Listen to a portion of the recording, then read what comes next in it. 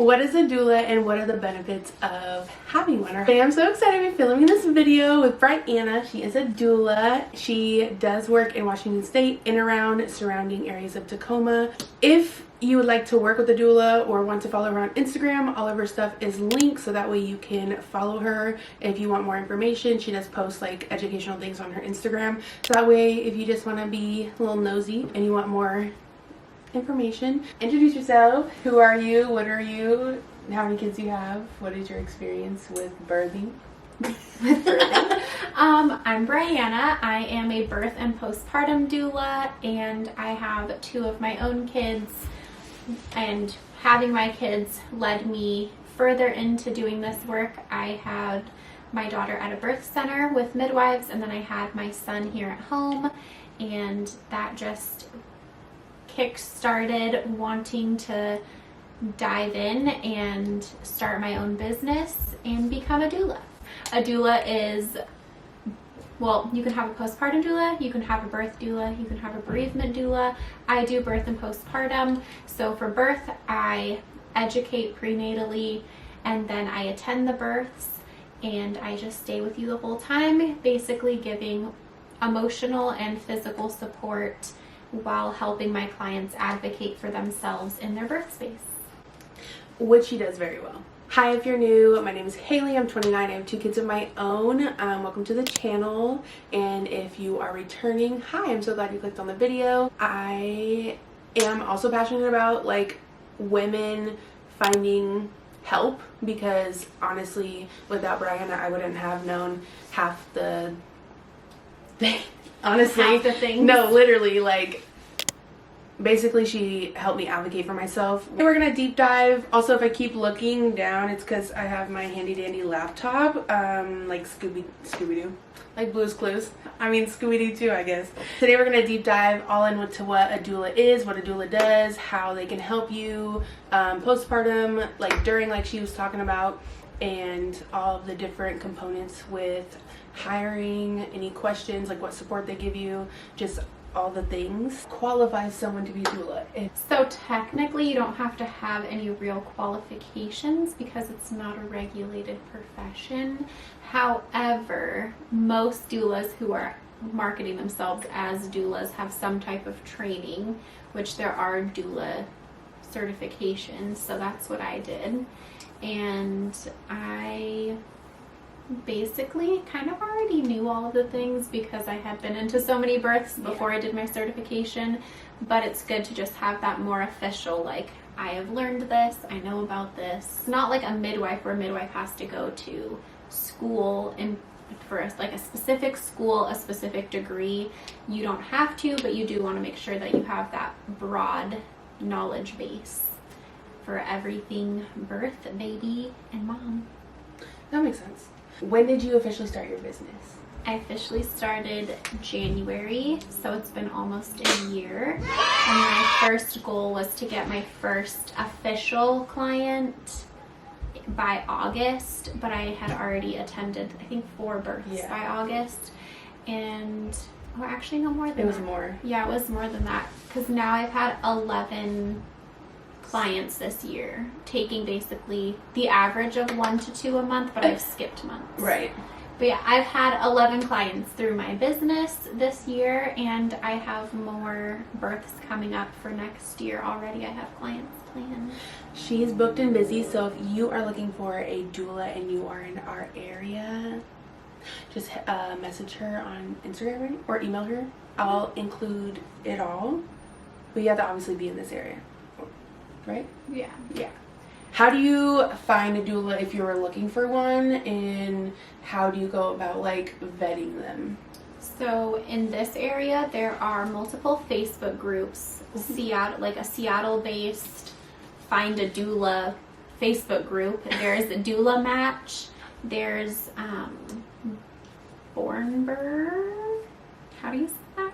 And then the agencies, right? Yeah, and there's doula agencies. I mean, a Google search will tell you, you know, doulas in your area, but there are agencies that place doulas.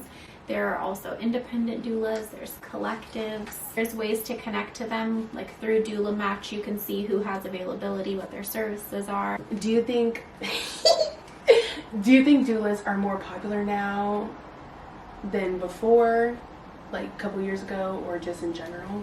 I think that more people know what doulas are these days, and I think a big part of that is just because people have kind of bad birth experiences and they want to figure out how to make their next one better, and that's kind of how they come across, like, oh, I could have hired a doula, and they learn what a doula is and how beneficial a doula can be, and then they start searching. That makes sense. Okay, so benefits, the different benefits doula provides for you. Okay, so statistically speaking, the benefits of a doula is a decreased chance of having a C-section, increased chance of having a spontaneous labor, a decreased chance of having to be induced, and higher overall satisfaction for your birth experience. Giving birth is literally dangerous. Giving birth is dangerous, especially in our current like maternity care, and I think that people go to hospitals thinking that they're safe and they come out of it in kind of a traumatic situation. So then they want to know, like, how can I avoid that next time? And then they hire a doula and they have a better experience. And it's not necessarily that like having a doula keeps you from having a traumatic experience, but when you have that knowledge behind you and you have that advocacy, it makes a difference. That makes sense. When you're less likely to get pain meds and just overall less likely to have interventions with a doula. Yeah, I had a care team that I trusted to make sure I was, like, I knew my care team was going to respect all my choices. That makes sense. And I had worked with them with clients before I had my kids. So that makes sense. I And knew they will actually listen to you. Yeah. Unlike the hospitals, most of the time. And I'm a very like firm person, and even if I'm in pain or even if it's like a tense situation, I thrive in that environment versus like not knowing what to do. So that is so true. Yeah. She will bring down the hammer. I will. Oh my gosh, are we BFFs? I'm dead. Did we just become best friends? Do you know that movie? No. Oh my god! I saw it in a meme. Knowledge for having a doula from like a mom perspective, like yeah, so they're saying all these words.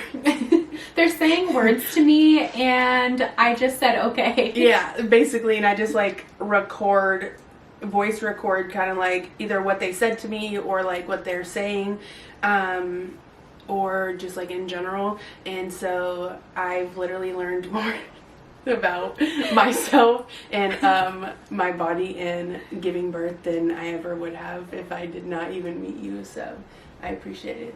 But yeah, from a mom perspective, it eases your anxiety because truly, if you are not aware of anything, I'm an anxious person naturally, so just having someone to talk to, and that's obviously like what doulas do during, like they literally get to know you from the time they hire you. Yeah, they hire you to obviously if you know you do postpartum. For postpartum, it's a different type of support. It's like in-home support. Right, and that changes for every person, right? Like every doula, because every doula doesn't do like what you may do. Yeah. So every doula might do things differently, and what each family needs can change. So like some postpartum families just want you to like hold their baby so they can go nap. Some don't want you to even touch their baby and you're just helping them more with house stuff or other siblings, or you're just like prepping food for them, making sure that they're getting small moments to breathe. Really depends on the family. That makes sense. So it's ever changing. I guess that makes sense because it's all about their personal experience and like their personal wants and needs. Yeah, and just making sure that they feel supported in all of those areas, from being like prenatal, labor, and after they have the baby, just because it's all one, basically. It's all one. Yeah. Okay. It's all one. No, really.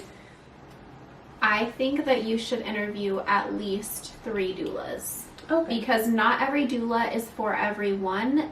There's different styles Like, I'm more relaxed, and I'm kind of like, we just want you to have the experience that you want to have, and I'm not like overly excitable.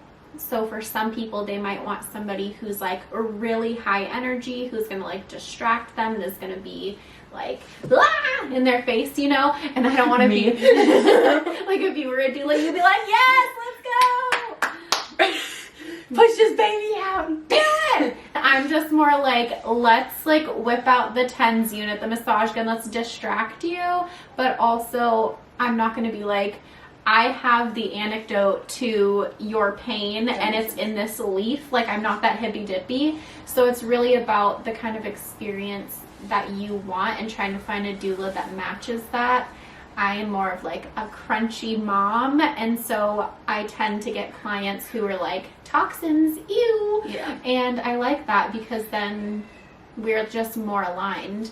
Questions that I would ask a doula would be like, what happens if they can't make it to your birth? Do they have a backup? Do you get to meet the backup?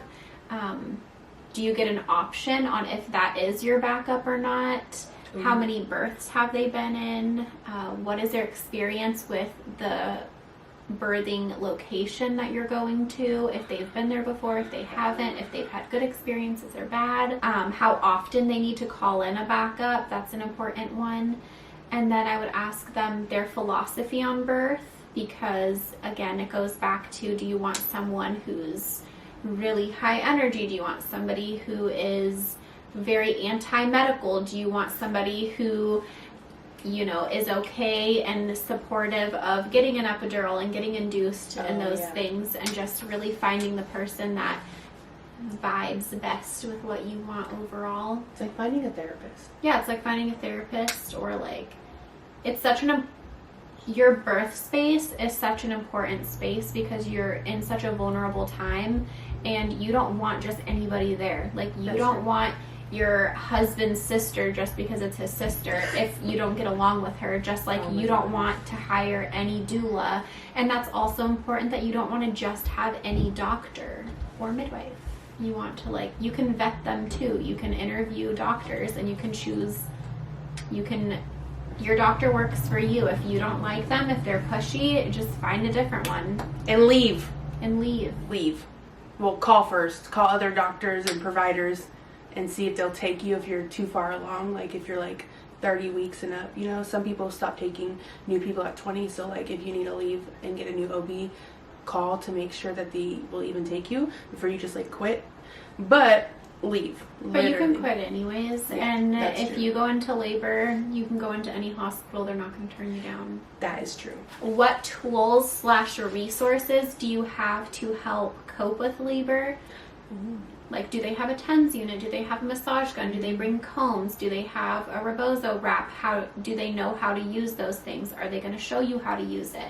Are they going to show your partner? Things like that. Sorry. Another important question would be, how can they support your partner? Because supporting the mom is also supporting the partner, and making sure that, you know, the person that is there to support them is also being supported, that they're getting water, that they're taking breaks, getting rest, eating, etc. So That's so sweet. I know. Is home birth as dangerous as people think? Home birth dangerous? Yeah. No. I didn't know that answer. So, I mean, what do you define as dangerous? Because to me, It's what we've always done. yeah, to Literally. me, hospital births are more dangerous and they are riskier statistically, because you're more likely to have emergency situations in a hospital. You're less likely to have those same things occur at a home birth. And it's not that home birth never has things go wrong, but the rates are so different. Like, an emergency C-section happening at a hospital is, most Washington hospitals have a 30% C-section rate for normal, uncomplicated, low-risk, head-down pregnancies, okay? So that's the rate for people who don't have any complications. Oh, dang. Yeah. So that's not 30%. including, Oh. that's not including the people who have like high risk. higher risk situations. That's so high. Yeah. So like your C-section with Kefla did not even count towards that because you had gestational diabetes. Oh, you're right. So you weren't even included in that statistic that people are like, oh yeah, the C-section rate is 30% at this hospital. That's not including you. So that's that plus you and all of the other people who have gestational diabetes, preeclampsia, who are carrying multiples.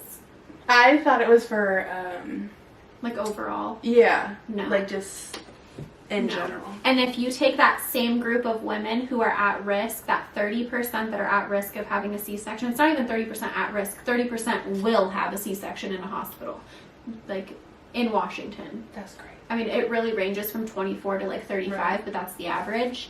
And if you take that same group of women and you have them deliver at home, the emergency C-section rate is less than 1%. Because mine was emergency with Dende, and I was...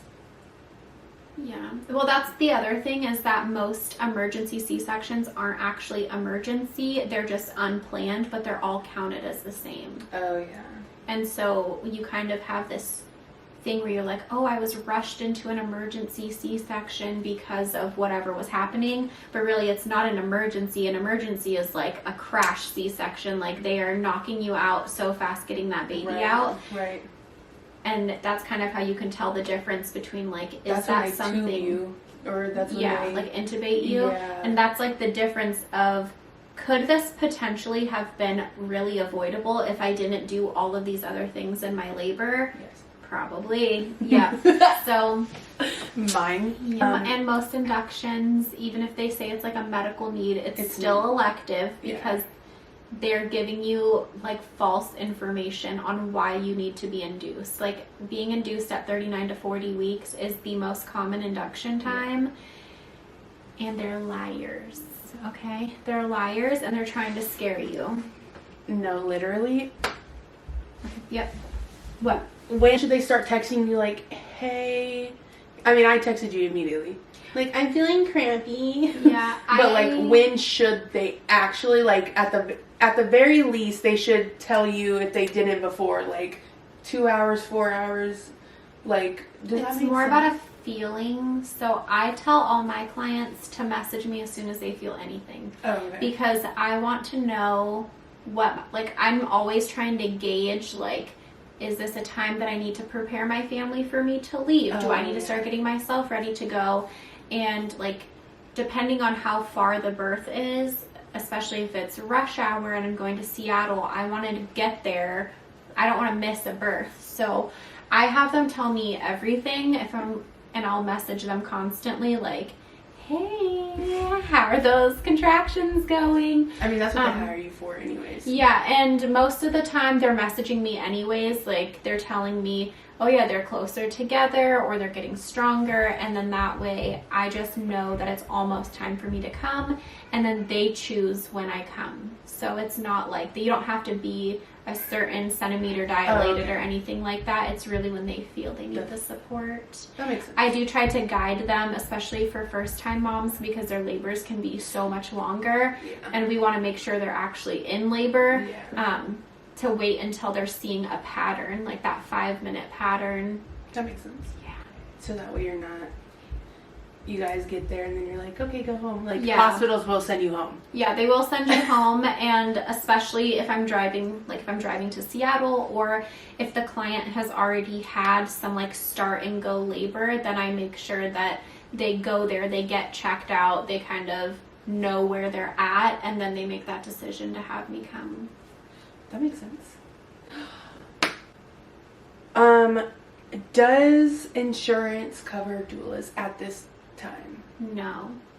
How, if you can afford it, how can you, I guess it's based on per doula, but if a person really wants a doula but can't afford the lump sum, what should you kind of ask your doula or the person you're trying to vet? So a lot of doulas do sliding scale fees. Like I do sliding scale fees. I also offer payment plans, and a lot of doulas do that. So I have my full price clients, and those clients paying what they pay help give me space to then take lower income clients. Other doulas also do that.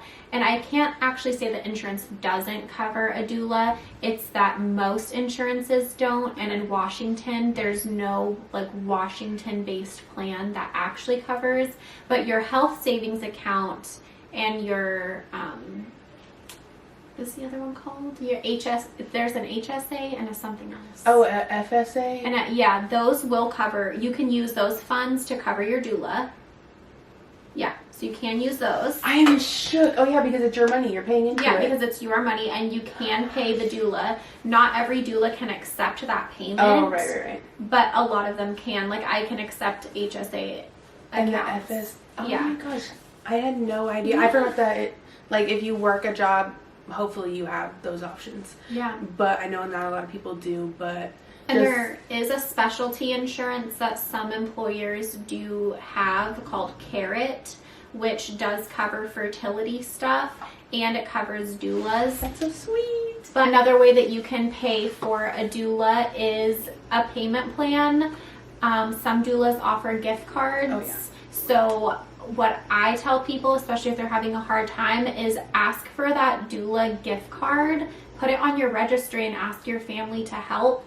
And you don't need 10,000 baby blankets and bottles, but your family can put in $20 to $50 towards your doula, and that is one way to get it paid for. And I think it is one of the most beneficial things you can do, because the nursery doesn't matter. Your baby is going to want to be on you anyways. Yeah. Having 10 different types of bottles and having all of the swaddles and all of those things, like you don't need all of the things. Literally. And your birth experience and your postpartum experience are like your foundation as a parent. And so it's just something to invest in, especially if you're delivering at a hospital. I think that is like a misconception for doulas, that work for people who are having these like radical home births, but we're actually most beneficial in a hospital setting. Because that's when you get pushed, that's when you're being pushed things on interventions and home births. You're not being, it's just as your body allows you to. Yeah. Hospitals immediately want to put you on Pitocin, and then if you don't know to say no, or that you can say no. Yeah, because I didn't know I could say no to anything. Yeah, and you can say no to anything in labor. You have full autonomy even at a hospital. And I think that's a big part that people don't realize, is that you don't have to go along with whatever is policy. Policy is not law, especially in a birth space. And their rules they're not rules. No, that's why I wanted to make this video, because I want everyone to know that, like you said, you have full autonomy over your body, regardless of where you're at, like hospital or obviously home, or the birthing center. Like the home and birthing center, they're gonna listen to you, obviously, like that's why they're there. They're more hands off. Yeah. Hospitals, they need the bed, essentially. Yeah. Like when I was there for 5 days, the doctors would walk in and be like, "We thought your name would be off the board in the break room," or like, and I'm like. And then when I got to postpartum, the doctors literally came in and was like, "We're so happy to come in and your name's off the board." And I'm like, yeah. You're like, I know, because you wanted someone else to hurry up and have a C-section. Yeah, so I'm just like, I didn't know, I don't know why I didn't know you couldn't say no. I just thought they're doctors. They know they're doctors, best, but they don't know best. Body. They don't know your body. Yeah. And they are medically trained to intervene. Yeah. I think a big thing with how high our C-section rates is that we have put maternity care in the hands of surgeons instead of in professionals whose job it is to know everything about birth, and that is midwives. Midwives know about birth. They're trained in birth. Obstetricians, by nature, are surgeons, so they know how to cut, operate, and intervene. Can we talk about the difference between midwives at a birthing center and hospital? Yes. Because obviously I said midwife earlier, and that midwife, we already talked about this when I was about to go have her. She's called a midwife. And I that feel like is you're teaching me something in kindergarten. that is called a midwife. Yeah, the difference between a home birth midwife and a midwife in a hospital, I call them midwives because they are influenced and trained by the medical system. Right. And so a lot of times midwives in a hospital setting are going to do very similar things that the OBs would do, and there is a very important place for them.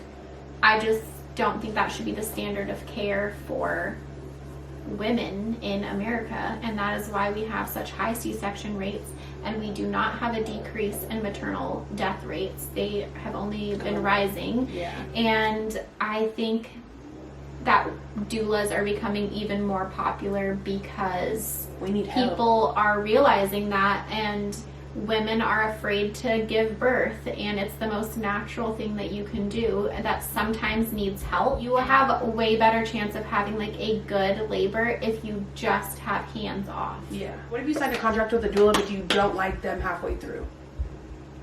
In theory, you've talked to the doula and you've gotten their vibe enough to choose them. Oh, okay. Most doulas will give you some type of refund if it's before a certain week cutoff. That makes sense. I personally don't offer. Because you picked me. Like you Yeah, decided like to you vibe signed with a me. contract Right. too. Not that I'm not providing a service for you. Like if I'm not providing the service for you, I'm also bound by the contract to give you those services. So if I'm not doing that, then you are entitled to a refund. But also, like, if you really don't like your doula, I'm sure you could work it out. But I think most people, like, you get a feeling about them where you're like, okay, like, I think that this person can be very beneficial for me. I think that they can educate me. I think they can advocate for me. That makes sense. And You have a doula and your family's like, are you dumb? Like, why would you spend that much money on someone when you could not? Does that make sense? I think most people who are hiring a doula, they know that there are benefits that their mama's negativity ain't getting through that. Okay. Can you have a doula for just postpartum, just birth, and just prenatal? Does that make sense? Yeah, there are like fertility doulas who only do prenatal stuff. I know. There's so many doulas. I know. You can have just prenatal care where you're just, I guess, planning for birth, have just birth support. You can have just postpartum, but I really recommend the birth support. Yes. And postpartum, I think it's more important to do some type of postpartum planning than it is to actually have in-person support postpartum, unless you're somebody who feels like they really need it. Thank you so much for doing this video with me. I really wanted to, like I said, make sure everyone knew that they had autonomy over their body autonomy. If we're laughing through all of this, I promise you we're like being dead serious. Like, this is just We're us. so serious. Yeah. We just can't be serious with each other. Yeah, and I just like really, she's really good at what she does. She's literally been doing this before she even like was officially a doula. Like, she loves birth. She loves. I have friends of friends that I didn't even know asked me to be in their birth, and that's how I actually really became a doula, was because people just kept asking me to attend their births, and I was like, I don't even know you, but yeah. She's I'll like, do I would it. love. She all of her things, you know, down below. If you are in Washington and you would like a doula, and if she has any openings, obviously she'd be booked and busy because she's so great. Oh my gosh. But thank you for letting me come over and doing this interview with me. I appreciate it. I want to do more about inductions and all of that, like my own personal experience too, and then kind of do other videos possibly with her, depending if she wants to. I really want to do like a deep dive on like home births, because first of all, she's done it, and it'll be like literally all about home births because she's done it one. And then I want to do one specifically on the birthing centers, because I want to know your experience with that too. Like, I already know obviously, but I want other people, and I want other people to like know if they don't want a home birth, there is other avenues besides like hospitals, and I don't think a lot of people are aware. But if you are in the Tacoma area, you always say St. Joe's Birthing Center, right? Is Yeah, that St. Joe's. like if you, because it's more hospital, right? St. Joe's has a midwifery and Oh. birthing center on their campus, which is so you get an out-of-hospital experience, but you're still connected to the hospital. Makes sense. And then they also have the actual maternity, labor, and delivery floor where you can birth in the hospital. Oh, okay. But the birthing in Tacoma is where I had Emmy, but they did just get bought by someone else, so I need to See. see about that now. That makes sense. Yeah. Well, thank you so much for watching, and if you guys have any questions, leave them below. If you have any questions that I can make a whole video on, I would love to do so. Let everyone to know that you do have control over your own body and your own situation, birthing situation, essentially. And doulas obviously are great advocates. So thank you so much for watching, and I'll see you guys next video. Bye. Hello. Yes, yes. And that's your... Oh wow. We are official. Wow. I'm gonna take a... Oh my god, wait, I thought you were taking a selfie of it. Alright, let's get this done. Do this. with my intro, and then Okay. yeah. All good.